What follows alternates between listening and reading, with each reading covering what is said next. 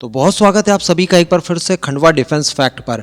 आज की इस वीडियो में हम लोग दो खबरों को लेकर डिस्कस करेंगे। देखिए दोनों ही खबरें अलग तो है, लेकिन इन्हें आप आसानी से इंटरकनेक्ट कर सकते हैं और एक खबर का काउंटर यहाँ पर आपको दूसरी खबर प्रतीत होगी। काफी इंपॉर्टेंट वीडियो है, कहीं से भी स्किप मत कीजिएगा। मैं आपको सारी जानकारी बिल्कुल आसान भाषा में देने जा रहा हूँ, तो आप बस इसी तरह की वीडियोस के लिए अपने खुद के इस चैनल को सब्सक्राइब जरूर कर लीजिएगा और RRTI अगर आप इस्तेमाल करते हैं तो वहां पर हमें फॉलो जरूर कीजिएगा। आपको लिंक डिस्क्रिप्शन में मिल जाएगी हमारे पेज की, या फिर आप सिंपली सर्च कीजिएगा खंडवा वाला, इससे भी आप वहां तक पहुंच जाएंगे। तो देखिए भारत के अंदर जिस तरह के टेरर मॉड्यूल का पर्दाफाश किया गया, स्पेशली तब से जब 10 नवंबर के दिन भारत के दिल्ली शहर में लाल किले के सामने जो ब्लास्ट हुआ था, उसके बाद इसमें यह पता चल रहा है कि अब आतंकवादी कुछ अलग करने की फिराक में है, जहां पर टेक्नोलॉजी का भी इस्तेमाल किया जाएगा। स्पेशली कुछ इस तरह की चीजें भी निकलकर सामने आ रही है जिसकी अभी बड़े स्केल पर पुष्टि तो नहीं हुई है, लेकिन प्रारंभिक जांच में ऐसा पता चल रहा है कि कुछ ड्रोन्स और कुछ रॉकेट्स के जरिए भी भारत के अंदर ये अटैक करने की प्लानिंग कर रहे थे। तभी हम लोगों ने देखा कि इस पूरे मॉड्यूल को व्हाइट कॉलर टेरर मॉड्यूल कहा गया,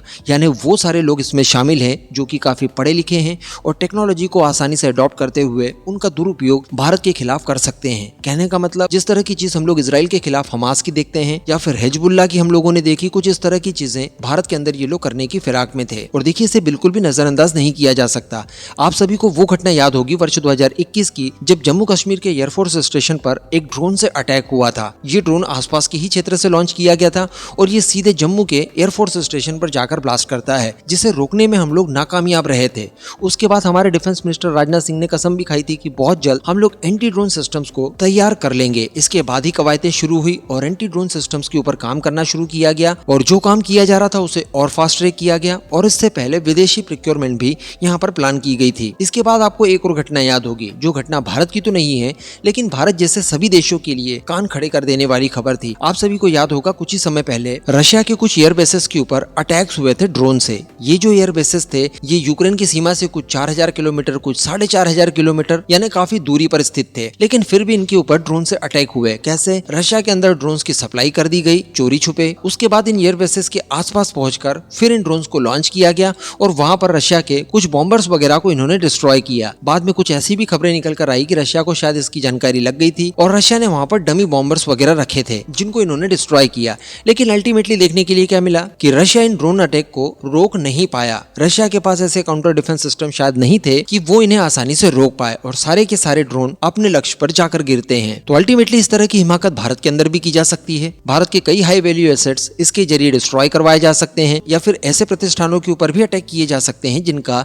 मिलिट्री से तो कोई लेना देना नहीं है, लेकिन आम लोगों को वहां पर काफी कैजुअलिटीज फेस करनी पड़े। तो देखिए इसके लिए भी उपाय DRDO ने तैयार कर दिया है। आप ANI की खबर का आर्टिकल यहाँ पर पढ़ सकते हैं। ये 16 नवंबर के दिन इन्होंने पब्लिश किया था। इसमें स्पष्ट बताया गया है कि भारतीय सेना और साथ ही भारतीय वायुसेना 16 की संख्या में laser based anti drone system जिनकी रेंज 2 किलोमीटर होगी ये प्रोक्योर करने जा रही है, जो कि DRDO ने तैयार किए हैं। मैं आपको बता दूं कि DRDO के द्वारा 10 किलोवाट का एक लेजर वेपन तैयार किया गया है, जिसके माध्यम से आप इस तरह के छोटे मोटे ड्रोन्स को आसानी से मारकर गिरा सकते हैं। 2 किलोमीटर की ये आपको रेंज भी प्रोवाइड कराता है। तो इसका प्रोक्योरमेंट किया जाएगा, इसको लेकर एक पूरा इंफ्रास्ट्रक्चर बिल्ड किया जाएगा, इसकी कई अलग अलग चरणों में टेस्टिंग वगैरह की जाएगी, और जब सारी चीजें सही साबित होगी उसके बाद इनके बड़े ऑर्डर्स भी दिए जाएंगे। बड़े ऑर्डर्स के साथ साथ ज्यादा कैपेबिलिटी वाले लेजर वेपन्स भी इसके बाद प्रोक्योर किए जाएंगे, जो कि ऑलरेडी DRDO ने तैयार कर लिए हैं और इनकी टेस्टिंग वगैरह भी कंप्लीट हो गई है। मेरा इशारा direct energy weapon mark 2A के ऊपर है, जो कि 30 किलोवाट का है और ये आपको 2 के बजाय 5 किलोमीटर तक की रेंज देता है और ये आसानी से किसी भी प्रकार के ड्रोन को हवा में न्यूट्रलाइज कर सकता है। अब आप सोचिए कि ये सारे काउंटर ड्रोन सिस्टम हमारे सभी हाई वैल्यू एसेट्स को कवरेज देना शुरू कर देंगे, उसके बाद क्या इस तरह के ड्रोन अटैक्स ये लोग कर पाएंगे? या फिर अगर कोई बड़ा कॉन्फ्लिक्ट भी होता है जैसा कि ऑपरेशन सिंदूर हुआ, इसमें भी देखा गया, खुद प्राइम मिनिस्टर मोदी ने कहा कि लगभग 1000 की संख्या में अटैक्स भारत के ऊपर किए गए। इसमें ड्रोन, स्वार्म ड्रोन, इन सभी का इस्तेमाल पाकिस्तान ने किया। चूंकि हमारे पास मल्टी लेयर्स में एयर डिफेंस सिस्टम्स मौजूद थे, तो उनका इस्तेमाल करके हम लोगों ने आसानी से इन्हें न्यूट्रलाइज कर दिया। लेकिन जब इस तरह के लेजर वेपन तैयार आप कर लेते हैं तो ये ड्रोन्स का मुकाबला तो कर ही सकते हैं, लेकिन साथ ही साथ आपको ज्यादा महंगी मिसाइलों का इस्तेमाल करने की आवश्यकता भी नहीं होती। ये इकोनॉमिकली